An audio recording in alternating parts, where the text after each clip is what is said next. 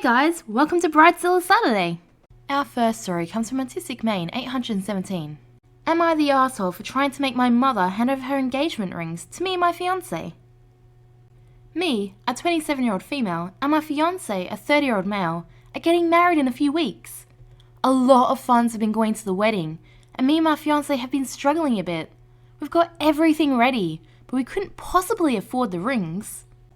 My mother, a 54-year-old female, has a gorgeous engagement ring, silvery with diamond material.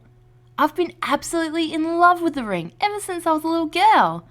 My father's been dead for over a decade. He got into a car accident, and my mother never remarried. On Wednesday, I tried to talk to my mother about giving me and my fiancé the engagement rings, since my father's dead and she doesn't even need the rings anymore. My mother got upset and said she wouldn't give up her ring because it reminded her of my father. She said she wanted to keep the rings to remember the times they spent together. I tried to talk calmly to my mother because we were on the phone and I was in a public space. So I explained to her how beneficial it would be for me and my fiancé since we could save money and not have to spend it on rings. But my mother didn't want to hear it. She called me selfish and hung up.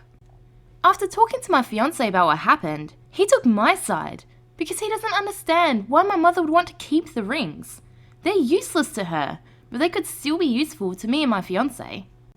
I talked to my mum's side of the family to try and get them to convince her, but they also got mad and said I was being disrespectful to my mother. After talking to mum's side of the family, I sort of understood where she's coming from, but I still believe that me and my fiancé would really benefit from the rings. Am I the asshole? Oh my god, I felt gross reading this. Her mother wants to keep the rings out of sentiment, and because they remind her of all the good times she had with her husband before he died. OP wants the rings to save a bit of money. They're missing the point, missing the meaning behind the rings. They don't have to cost a lot of money. And if you've got wedding money, you've got ring money. If OP and her partner don't understand why she wants to keep the rings, then maybe they shouldn't be getting married. They're useless to her? Seriously? Ugh, that sentence gave me the ick. Our next story comes from Young Wide 294. Not just a gift and a dollar dance, but also bidding for dinner. I attended the wedding of a co-worker with a few other people from work. I knew the wedding was going to be interesting based on the sheer amount of stuff on their wedding registry. Season tickets to local sport teams, expensive Halloween and Christmas decorations, expensive camera, 3 Yeti coolers, home office furniture. At the reception, instead of calling up tables by table number, guests had to bid to eat. Basically, we were asked to pull cash or use Venmo, with convenient QR codes on the table cards. The table with the most cash would get to the buffet first. Then the bidding would start again. To make it worse, after the first round yielded a top bid of $200, the DJ actually asked everyone to do better. It was taking forever, and in such poor taste that someone at our table offered to run to a nearby fast food place and forgo the dinner altogether. Edit. The bidding started over each time, meaning they didn't award the first, second and third place in line based on total amount. It meant that after the first table won, there was a chance for other tables to rebid. Also, I'll admit I'm a bit judgy about the registry. They just seem so greedy. The $100 glass witch's hat figurines and multiple Yeti coolers just felt like they were trying to get as much as they could, regardless of what they actually need or would use. This is the same couple that has a GoFundMe for every financial hiccup in their lives. Wait, don't leave us hanging, OP. Did your mate do a Macca's run? I'd love to see the bride's face when a ton of Macca's bags arrived at your table in the middle of her reception. Our next story comes from Miserable Bat 3909. Friend's mother-in-law causes a scene at the wedding. I'm in India, so different wedding attire from what a majority of this group is used to. But no, we're in a progressive city, and the bride, groom and friends come from families that aren't big on tradition. About 5 years ago, my friend had a small court wedding, followed by a lunch at her parents' place. This is like a town hall wedding in the US. You go to civil court, say your vows, sign some documents, and you're done. The bride wore a sari to the wedding. She didn't know how to drape it, so her mum and I helped her. Her blouse had sleeves and a high neckline, not what traditional people would usually call modern or sexy in any way. Note that the midriff is always visible in a sari. We pinned it up in a way that she could have her hands free and could move around comfortably. Yes, her midriff was showing a little, but it always does in a sari, unless you're okay completely draping material around you and not having the ability to move your hands much. Remember, she has to sign documents at some point. As soon as we reached the court, her mother-in-law-to-be grabbed her sari and made a huge, public fuss about how badly it was draped. We assumed she was talking about it being unprofessional, so her mum and I laughed it off, saying we're all amateurs and we did it the best we could. And we think she looks good anyway. The bride was super happy with how she looked, for the record. The mother-in-law pressed on, fussing about how much skin was on display and how it wasn't decent, and generally started slut-shaming her.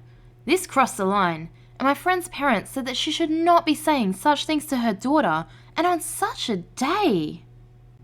The mother-in-law dragged her aside anyway, and pretty much straitjacketed her into the surrey.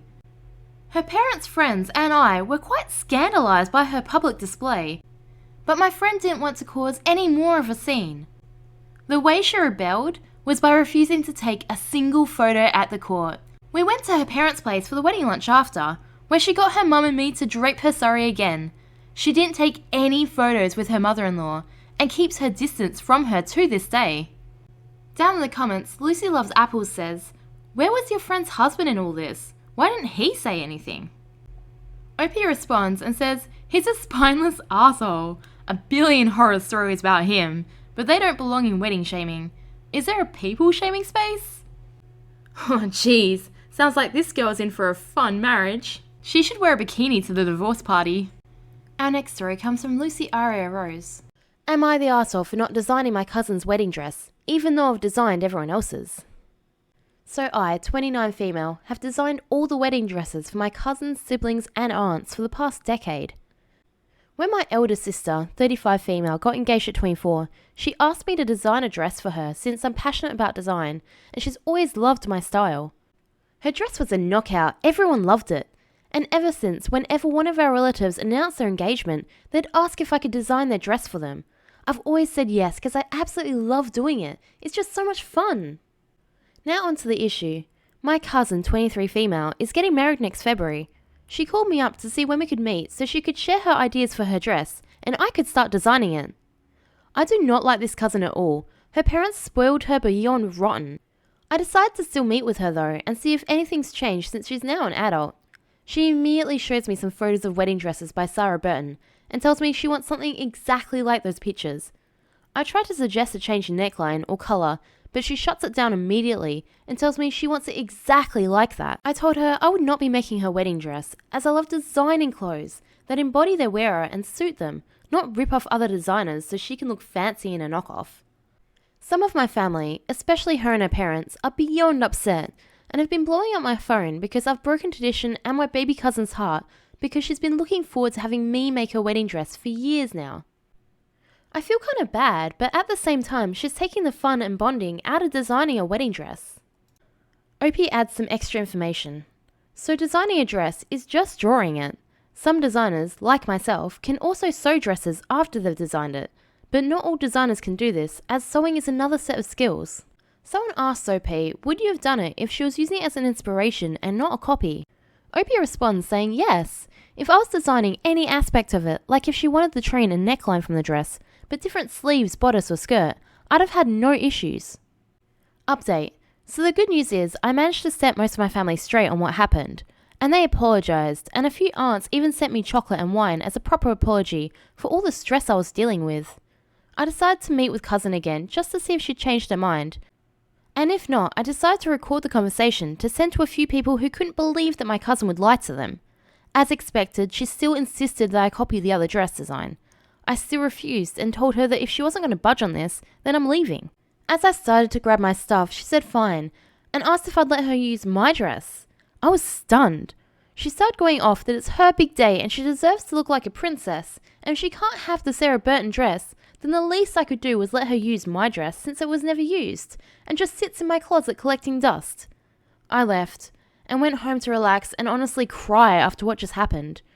As expected, a few members of the family texted me again, upset that I won't let her use my dress. For background, I was engaged back in 2018, but called the wedding off in 2019 for personal reasons, which I'll not discuss. I designed the dress myself and sewed it, but my grandmother added all the little details on it. I'm talking Indian-style wire threading, rhinestones, everything. I couldn't bring myself to get rid of the dress, but I also knew that I'd never feel comfortable wearing it again after the engagement ended. My grandmother sadly passed away shortly after due to COVID. I did end up gifting the dress to my friend for Christmas. We supported each other through our darkest times, and she finally remarried earlier this year and wore the dress to her reception. Back to the actual story. My cousin apparently told our family that I was being unfair, and since I didn't feel like designing a dress for her, she asked if she could use mine just for the ceremony so it would feel like her grandma was there with her, and I told her no. I sent the recording I had to everyone who texted me, and they were shocked. Most apologised, but a few who I've decided to block still thought I should let her have it since I would never wear the dress. When they found out that I gifted it to someone else, they were even more upset, since according to them, I clearly wasn't attached to it since I gave it away, and it would have meant more to my cousin than to my friend, who didn't even know my grandma. Like most people suggested, I did go non-contact with my cousin after this. Opie adds some extra context. I wound up in hospital because of what my ex-fiance did to me. My friend went through a similar ordeal with her ex-husband, which is why it felt right that she have the dress. She got a second chance, and so did my dress. Too long didn't read. My cousin decided that if I wouldn't steal a design, I should give her my dress. Our next story comes from Internet Drama Lobster. Someone suggested I post this story for my wedding here, featuring my husband's ex. Important info. We decided to have a micro wedding with just our intimate family there, around 10 people. We got married at a venue that is known for holding very large events, but we hired a smaller room there. My husband has a child with his ex, so he sees her quite often for things related to my stepchild. We were always planning on inviting her to the wedding, to see her kid all dressed up and to generally just keep a good co-parenting relationship. Before we had invited her, she informed my husband that she'd be there and asked when and where it'd be. He was a little taken aback, but as we were planning on inviting her anyway, he just told her. On the day, she showed up to our morning ceremony wearing the shortest dress I've ever seen, over stockings and suspenders. The suspenders could be seen for a good 6 inches before the bottom of the dress. Skyscraper heels, nightclub makeup, and costume jewelry. My father actually pulled me aside to ask, who hired a stripper? I found out afterwards from mutual friends that she'd texted all of them asking when they were getting there. Because she'd invited herself, we hadn't thought to let her know that it was such a small ceremony. And when they let her know that it was family only and the reception was completely separate, she began to panic a little. I had the best petty revenge. I asked everyone to be extra nice to her. Every time she tried to sneak away, someone would engage her in conversation. She was extremely uncomfortable and ended up sitting down with a coat covering her. The wedding went off without a hitch. I'm not sure what she expected to happen, but it all worked out fine in the end. Down in the comments, OK Introduction 5150 says, it's weird that she wasn't uncomfortable until she found out there was a small wedding. I'm so curious as to what she thought was going to happen. Lavetta69 responds saying, probably wanted to flirt with / pick up guys and make her ex jealous. That backfired a bit, didn't it? Remember, I post new content every day, so subscribe for more juicy tea.